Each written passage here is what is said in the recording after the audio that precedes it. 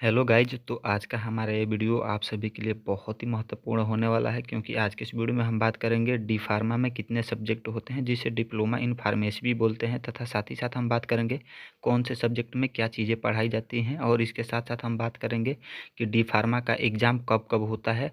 तो आप सभी से रिक्वेस्ट है कि वीडियो को अंत तक देखिए और पूरी जानकारी हासिल करके जाइए। तो चलिए फ्रेंड, अब देर ना करते हुए आ जाते हैं अपने मुद्दे की बात पे कि डिप्लोमा इन फार्मेसी में टोटल कितने सब्जेक्ट होते हैं। तो फ्रेंड, डिप्लोमा इन फार्मेसी में कुल 6 सब्जेक्ट होते हैं। पहला होता है फार्मास्यूटिक्स, और दूसरा होता है फार्मास्यूटिकल केमिस्ट्री, और तीसरा होता है ह्यूमन एनाटॉमी एंड फिजियोलॉजी, और चौथा होता है फार्माकोलॉजी, और पांचवा होता है बायोकेमिस्ट्री एंड क्लिनिकल पैथोलॉजी, और छठवां होता है एचसीपी। तो फ्रेंड, यही 6 बुक लगते हैं हमारे डी फार्मा फर्स्ट ईयर में। तो फ्रेंड, हमारा जो पहला बुक होता है फार्मास्यूटिक्स का, ये कुछ इस तरह से दिखने में रहता है, और यही 2 प्रकाशन ज़्यादा चलते हैं। तो अब हम बात कर लेते हैं कि फार्मास्यूटिक्स के अंतर्गत हमें कौन कौन सी जानकारियाँ मिलती है। तो फार्मास्यूटिक्स में हमें दवाइयों से रिलेटेड हर एक जानकारियाँ मिलती है, जैसे कि दवा कितने प्रकार के होते हैं, और कैप्सूल किस प्रकार बनते हैं, और टेबलेट किस प्रकार बनते हैं। इनके हमें मशीन भी दिखाए जाते हैं। टेबलेट और कैप्सूल बनाने वाला मशीन हर फार्मेसी कॉलेज में रहता ही रहता है, तथा साथ ही साथ हमें बताया जाता है दवा और इंजेक्शन में सबसे पहले राहत कौन देता है और आखिर क्यों देता है। ठीक है फ्रेंड, ये सभी जानकारियाँ हमें फार्मास्यूटिक्स के अंतर्गत ही मिलती है। तो फ्रेंड, अब हम बात करेंगे अपने दूसरे सब्जेक्ट के ऊपर, जिसका नाम है फार्मास्यूटिकल केमिस्ट्री, कि हमें फार्मास्यूटिकल केमिस्ट्री के अंतर्गत क्या पढ़ाया जाता है।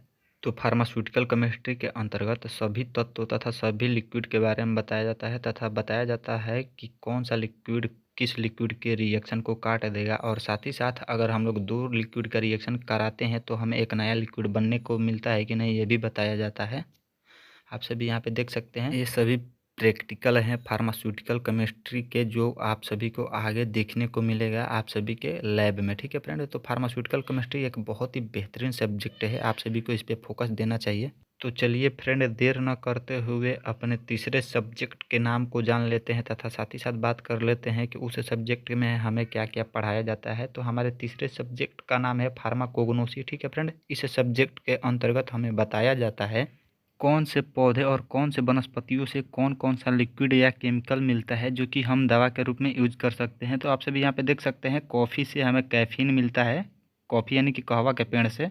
तो यहाँ पे भी आप सभी पढ़ सकते हैं ड्रग्स मेड फ्रॉम प्लांट, यानी कि ये सभी दवाइयाँ पौधे से मिल के बनी है। तो ये सभी हमें फार्माकोग्नोसी के अंतर्गत पढ़ाया जाता है। तो ये भी एक बहुत ही बेहतरीन सब्जेक्ट है। तो चलिए अब अपने तीसरे सब्जेक्ट के ऊपर बात कर लेते हैं कि उसका क्या नाम है। तो हमारे तीसरे सब्जेक्ट का नाम है ह्यूमन एनाटॉमी एंड फिजियोलॉजी। ठीक है फ्रेंड, इस सब्जेक्ट के अंतर्गत हमें मानव कंकाल तंत्र के बारे में बताया जाता है, और साथ ही साथ बताया जाता है कि मानव शरीर में टोटल कितनी हड्डियां हैं और उनके नाम को बताया जाता है, तथा साथ ही साथ बताया जाता है कौन सा हड्डी कहाँ पे पाया जाता है।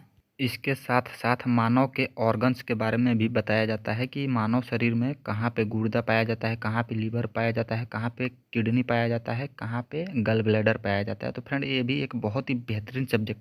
तो आइए अब अपने अगले सब्जेक्ट के बारे में बात कर लेते हैं। तो हमारे अगले सब्जेक्ट का नाम है बायोकेमिस्ट्री एंड क्लिनिकल पैथोलॉजी। ठीक है फ्रेंड, अब चलिए बात कर लेते हैं इस सब्जेक्ट के अंतर्गत हमें क्या क्या पढ़ाया जाता है। तो इस सब्जेक्ट के अंतर्गत हमें बताया जाता है कि हमारे शरीर के लिए आवश्यक एलिमेंट कौन कौन से हैं और उनका पर डे कितना रिक्वायरमेंट है। जैसे कि हमारे शरीर को कितना ग्राम कैल्शियम चाहिए, कितना ग्राम प्रोटीन चाहिए, और कितना ग्राम कार्बोहाइड्रेट चाहिए, और उनका पाचन कहाँ कहाँ पे होता है। तो आप सभी देख सकते हैं 62% वाटर और 16% प्रोटीन की आवश्यकता रहती ही रहती है। तो आप सभी यहाँ पे चार्ट पढ़ सकते हैं अच्छे से।